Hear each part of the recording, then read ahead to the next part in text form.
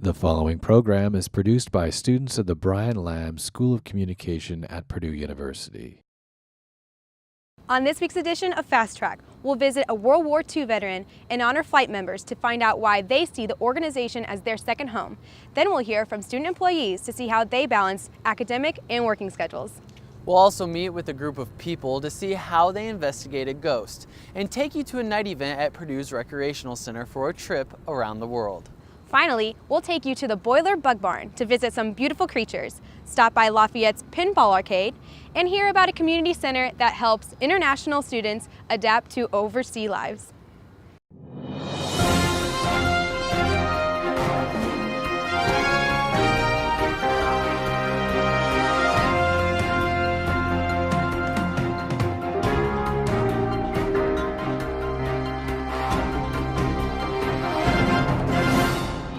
Welcome back to Fast Track. We're bringing you this week's show from outside the Memorial Mall, enjoying this beautiful weather.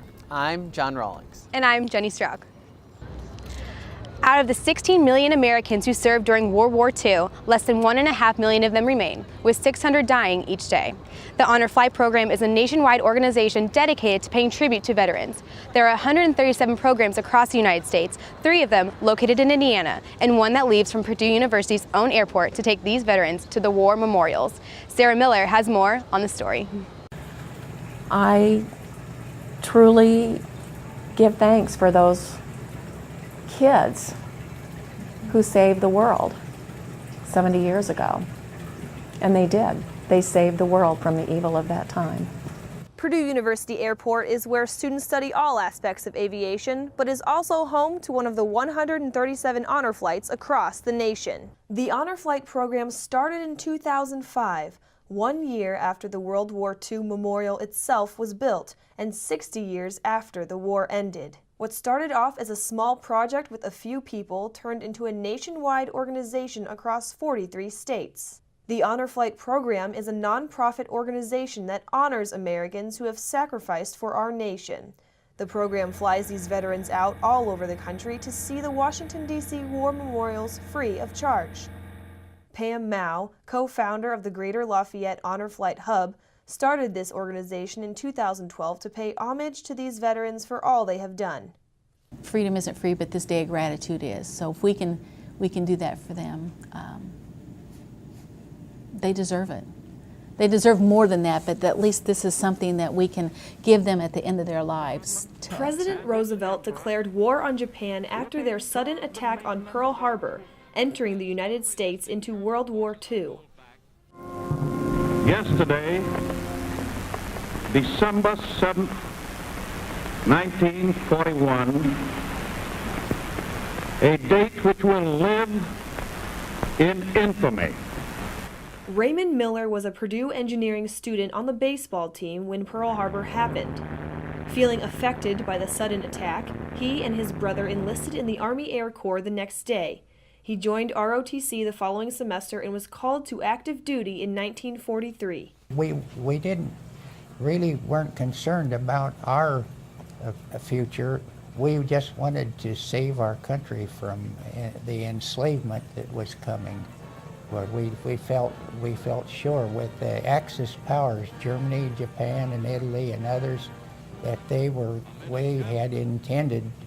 They, thinking they were a super race, would soon enslave the whole world. Ray spent 1.5 years in pilot training and decided he'd go overseas early. Something told me, maybe God, said you'd better go over there and serve or you won't be effective. And in retrospect, it happened to be that way. If I had taken 4 more months of 4-engine training, I would not have been present at the Battle of the Bulge, or possibly not even to the end of the war. Of course, I had no way of knowing that at the time. To be a guardian during an honor flight, like Chris, you need to be physically able to take care of your veteran and remember that the day is all about them. They're a very humble lot. They think they aren't deserving because they remember so many that were left behind that I get real emotional about this. No, I understand. That they left so many people on the battlefield. They don't think they deserve it. They do. They do. So it's hard to convince them to believe that they should be worthy of this when we all know that they are worthy of this. Pam started the honor flight here because it gave her a purpose after she lost her son. He was killed in Iraq in 2007 while serving our country. It saved my life. When you lose a child, it's a life-altering event.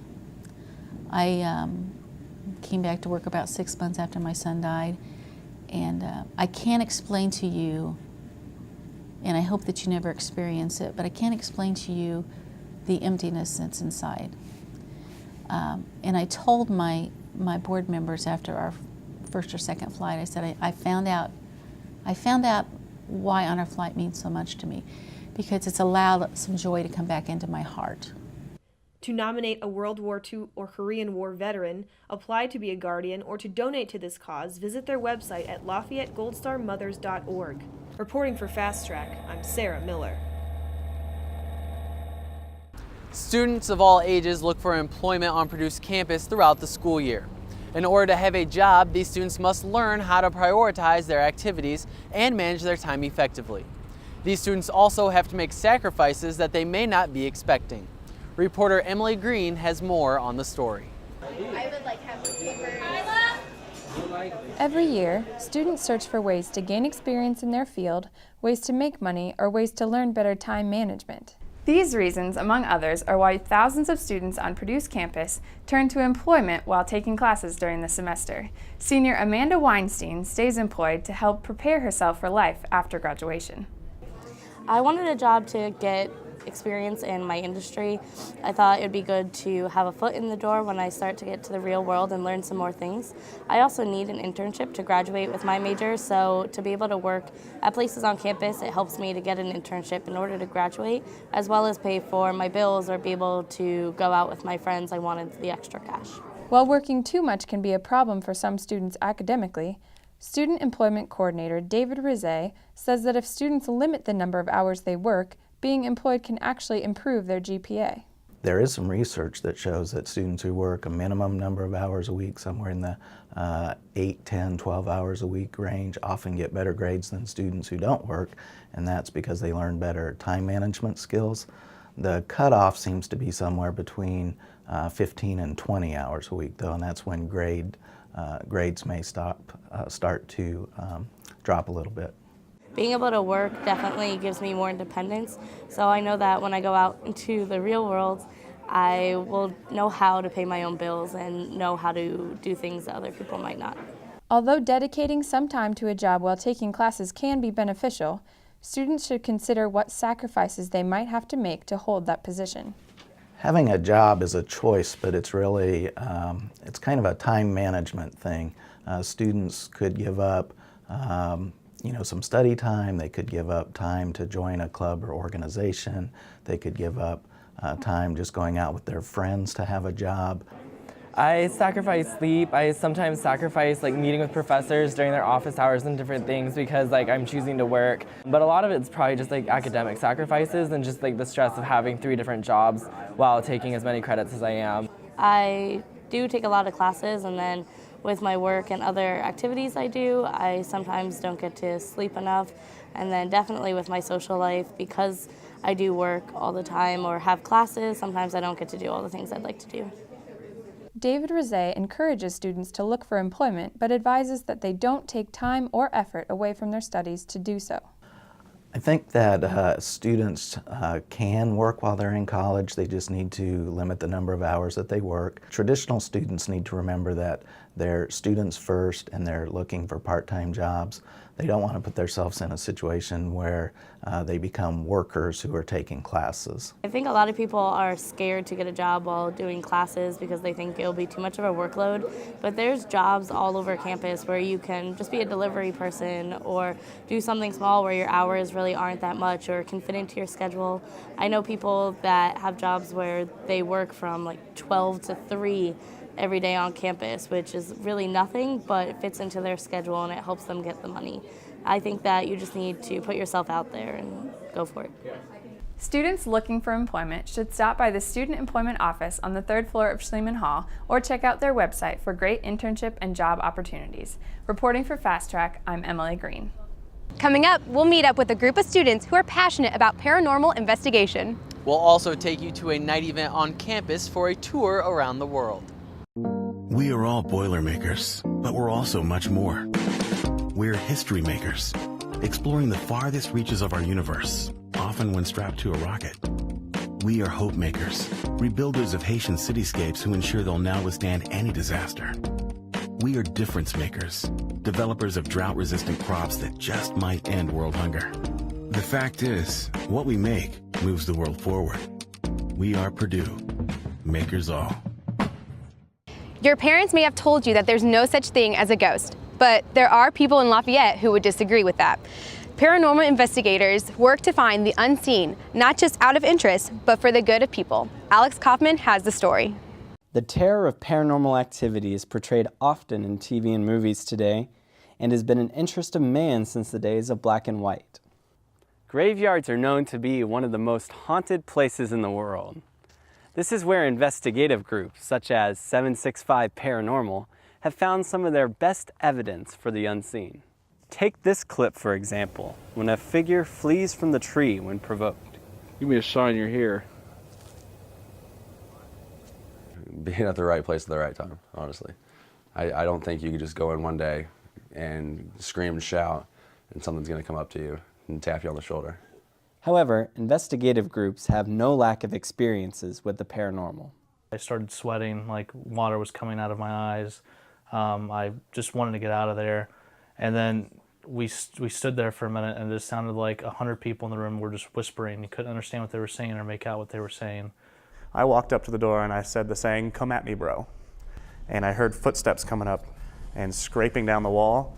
And all of a sudden I felt myself flying through the air and landing and hitting a plastic chair and breaking it. This group of men and women is much more than just looking for strange happenings. They also look to give people peace of mind. Whenever we do an investigation, what we do is we take all the evidence that we find, we set it aside, and then we figure out how can we debunk this evidence. Probably 98% of the time it's a false alarm and we're able to explain it with normal stuff. Now if we have a bunch of evidence, the door's shutting that we can't figure out, we're getting voices in rooms that we know nobody's there, that's when we can take that and say you might actually have a legitimate haunting or a spirit here that is in this house with you.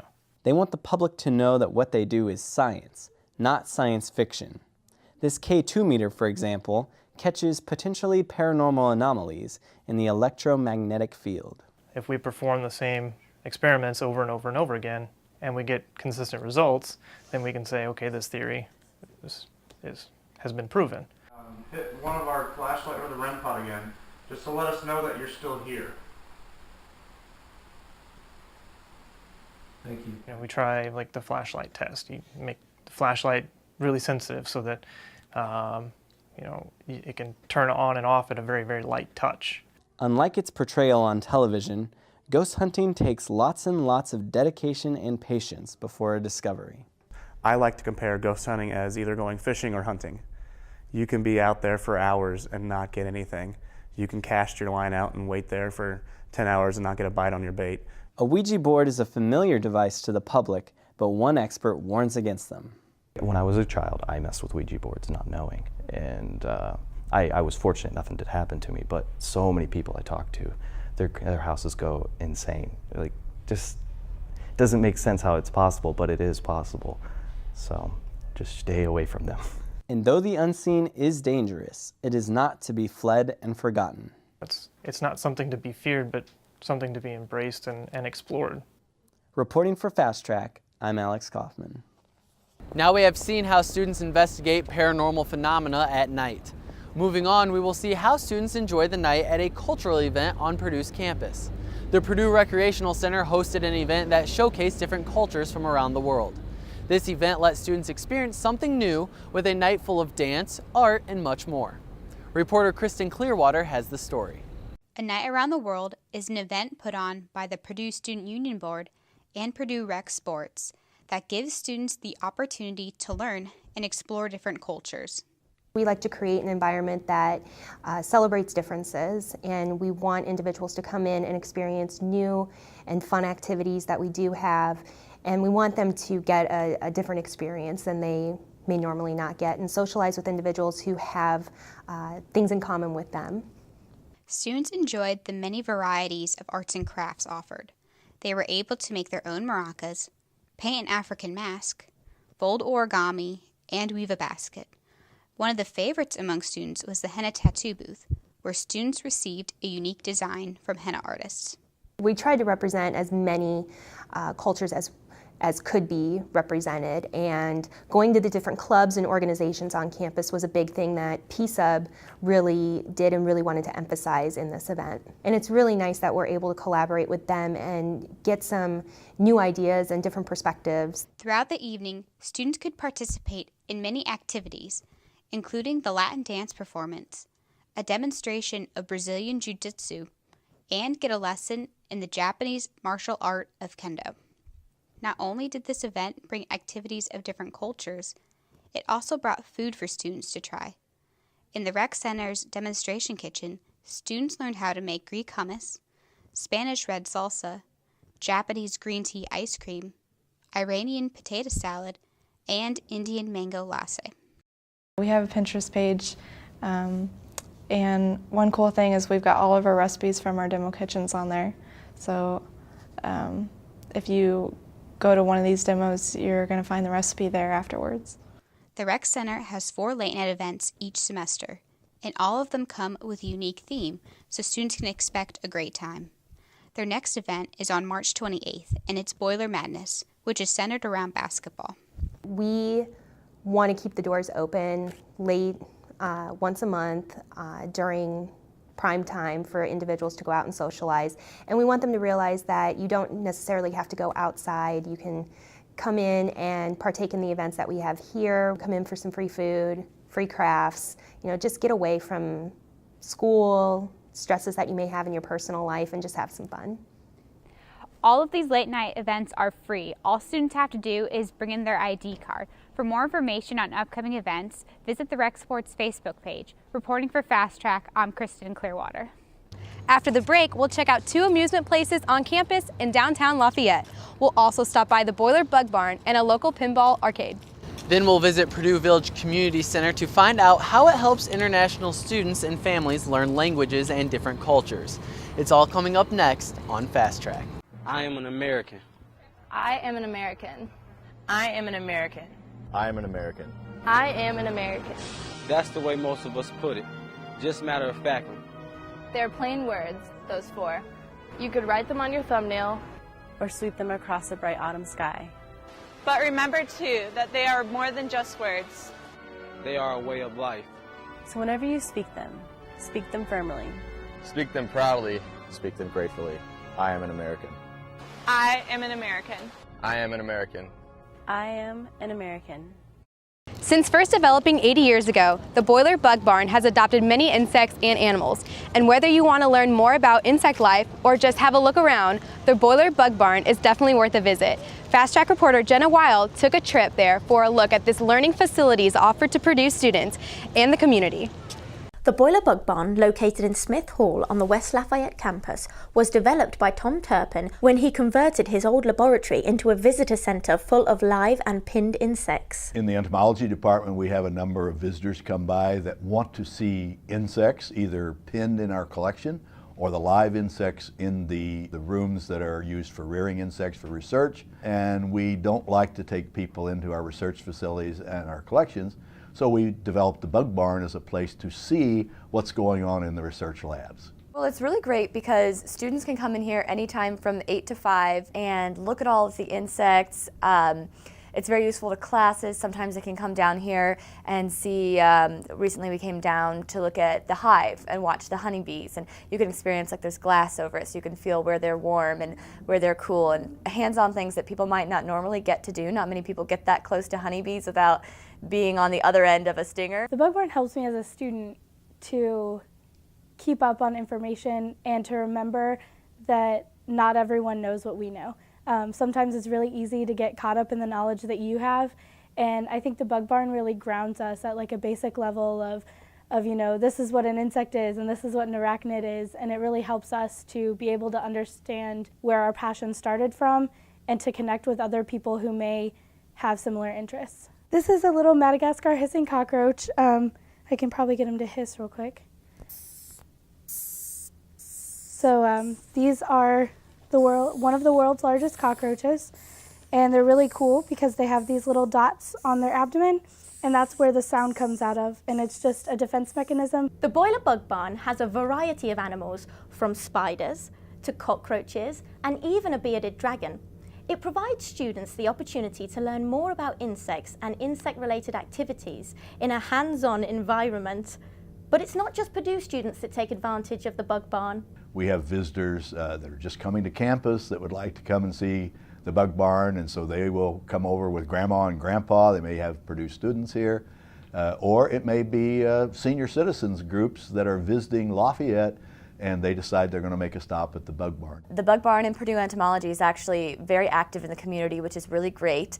We have a program called STOP, Science Theater Outreach Program, that is kind of to, a lot of times that uses the Bug Barn and the insects to like teach kids about insect behavior, and we like to teach them about safe handling, and that's really exciting to see that in the kids. And you hand them this big hairy spider, and there's this like 5-year-old that thinks, oh, this is really cool. And then when we teach kids that as they grow up, they're not going to be like, oh, there's a spider, kill it. They're going to be like, when I was at this thing, I saw these bugs and they were really nice. The Boilerbug Barn has turned out to be a success for both students and members of the public. It is a great educational tool for Purdue students and fun for families visiting. The Bug Barn holds tours throughout the week, and you may even get a chance to meet Rosie. Hello. I'm Jenna Wild, reporting for Fast Track.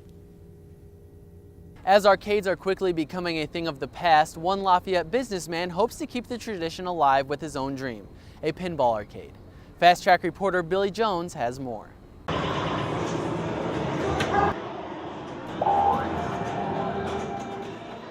Pinball is one of America's most unique and time-honored traditions. But since the age of home consoles and video games, a day at the arcade just doesn't hold the esteem it used to. However, this Lafayette businessman decided to take pinball, one of his favorite childhood games, and build a monument to it in the form of his own pinball arcade, Main Street Amusements. Well, basically, I guess we're mainly a pinball arcade. We also do repairs on games, and we do some sales, buying and selling. I guess it's always been a hobby. I had a game back in the 70s when I was going to school here. I've probably always had one or two since then. A couple years ago, I think I got up to the point where I had about 8 or 10 of them. And then I decided to move downtown a few years ago. I found this building, basically bought the building to remodel upstairs to live in, and then had this commercial space downtown. So it was either rent it, just use it as a lease space, rent it out, have another antique shop downtown, or just something fun with it. After opening up 2 years ago, Dan has been very happy with the success of his business.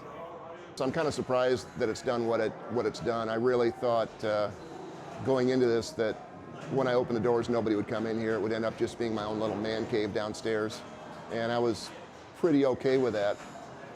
It shocked me the first day I came down here, opened the door, and there were people lined up outside. Apart from being just a pinball arcade, Main Street Amusements holds competitive and charity tournaments and has quite a devoted clientele. There are some people that are really, really passionate about pinball. Actually, out here today at our little tournament, we've got a lot of there's actually a ranking system for pinball players. I know we've got the top 2 players in Indiana for sure. Between running his own business and repairing pinball machines, Dan still has time to enjoy his favorite pinball machine. Creature from the Black Lagoon. It's, I think it's like an early 90s game. It's got the drive-in movie theme. It's a really challenging game. It kind of lets you get really close, kind of teases you, but it's really hard to beat. Main Street Amusements is open Tuesday through Saturday from 7 p.m. to 11 p.m. For more information, you can visit their website at msamuse.com. Reporting for Fast Track, I'm Billy Jones. At Purdue's campus, there is a program that has remained relatively small until now, the English Speakers of Other Languages program. It helps international students and families to learn English. It also offers participants the chance to experience American culture and become integrated in the West Lafayette community. Fast Track reporter Danielle Stevens has more on this story. I'm here at Purdue Village's Community Center, where the program English Speakers of Other Languages, also known as ESOL, takes place. Here, international students can practice their English with native speakers in the West Lafayette community. ESOL is for international students, and graduate spouses who want to learn and perfect their English speaking skills. The program was started in 1988 by a group of Chinese women who were unsatisfied with the programs available on campus. Beth Lagavine is the current coordinator for ESOL and has been involved with the program for the past 5 years. I love this program because it has a place for international students, and especially those that are not involved in actual Purdue classes, the spouses that normally stay home while their spouse is in the library or out working. It gives them a place to come, to study, to learn, improve their English, but also a place that they have a community. ESOL primarily works with Purdue students, but also reaches out to the retirement communities.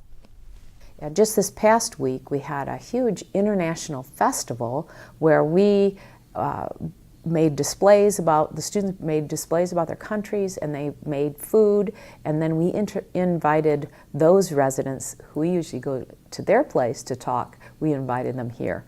And so that was kind of a fun thing too. So I try to give my students many opportunities to interact with the community and with native speakers. Participant Andrea Bororquez started the program 2 years ago and keeps coming back. I always like to be better in this English thing, so I hear about the program, and I think it's very important to learn English if I'm going to live here. One of the most popular activities is called speed talking. Here, participants are partnered with volunteers who ask each other questions. It's ESOL's own spin on speed dating. After the time is up, the partners are switched and the process begins again. While being the most popular event, speed talking desperately needs more volunteers to help out. I've gotten a lot of volunteers from the APO organization. Also, UR Global has sent numerous volunteers. And then I have a son here at Purdue. I recruit anybody I can, any undergraduates, anybody that will come and help us, because it's tough to find enough volunteers. For more information on how to volunteer or participate in ESOL, you can go to their website or email Beth Lagavine directly. For Fast Track, I'm Danielle Stevens. That's all we have time for on this week's edition of Fast Track.